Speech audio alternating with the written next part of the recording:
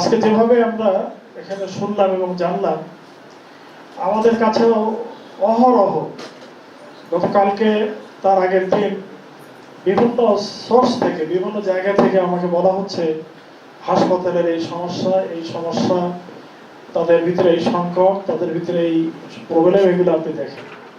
ফাইলে দেখলাম যে আমার একেবারে চিঠিপত্র গাদা হয়ে গেছে, কিন্তু সমস্যাটা শুনলাম, এই সমস্যার সমাধান না হলে আসলে ইচ্ছে থাকার পরেও আমরা এর সমাধান করতে পারবো না।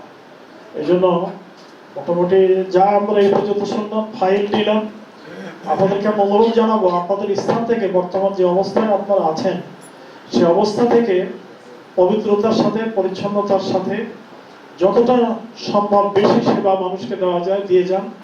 আর আপনারাও চেষ্টা করবেন, আর আমিও চেষ্টা করবো ইনশাল্লাহ সংসদে, মিনিস্ট্রিতে যেখানে কথা বলা দরকার সে ব্যাপারে আমি ব্যক্তিগতভাবে উদ্যোগ গ্রহণ করব।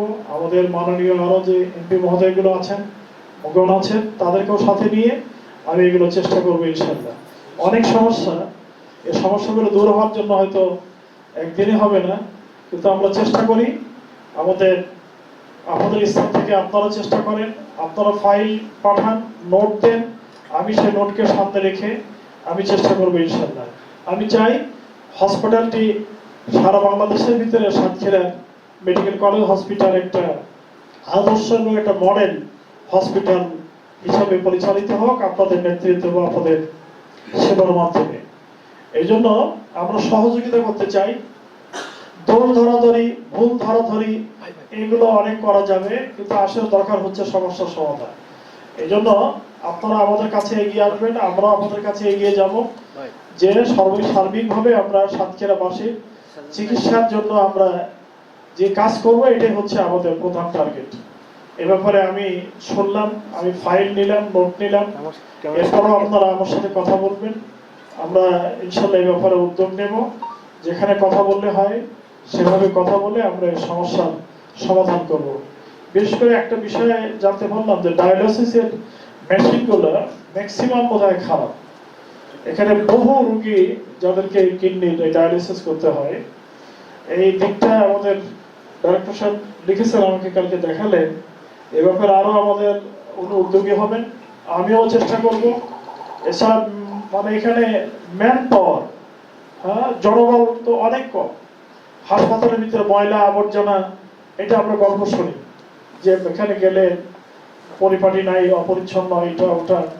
সেখানে কিভাবে এটাকে পূরণ করা যায় আমি জানি না, আউটসোর্সিং এর মাধ্যমে এটা করা যায় কিনা এবং সে সুযোগ আছে কিনা ম্যান পাওয়ার নিয়োগের। যদি থাকে তাহলে এটা একটা গুরুত্বপূর্ণ দিক, যে হাসপাতালে আসলেই যেন একটা মনোরম পরিবেশ থেকে মানুষের মন জোড়ায় যায়।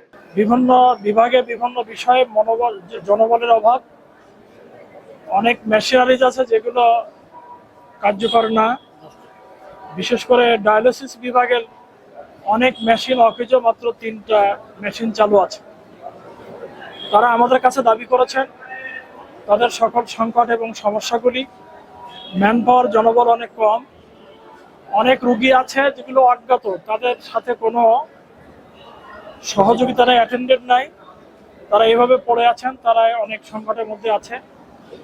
সব মিলিয়ে পরিষ্কার পরিচ্ছন্নতার দিক আমরা দেখেছি, খাদ্য বিভাগেও আমরা পরিদর্শন করেছি। আমরা কর্তৃপক্ষকে দৃষ্টি আকর্ষণ করেছি, আশা করছি বিষয় যেগুলো সমস্যা আছে এগুলো দূর হয়ে যাবে। আর ঊর্ধ্বতন মিনিস্ট্রিতে এবং ডিজিতে কিছু কথাবার্তা বলার দরকার, সেগুলিও আমরা পেশ করব, যাতে করে এই মেডিকেল কলেজ হাসপাতালটি সবচেয়ে সুন্দর একটি হাসপাতাল হিসেবে পরিচালিত হয়। সে ব্যাপারে আমরা আশাবাদী ইনশাআল্লাহ। আমি মাঝে মধ্যে আসবো এবং খোঁজখবর রাখবো, এবং আমার প্রতিনিধি হিসেবে যারা আছেন তারাও আসবেন, তারা দেখবেন, এবং ডাক্তার সাহেবরা কথা দিয়েছেন তারা হাসপাতালকে আরো সুন্দর করে পরিচালনা করবেন।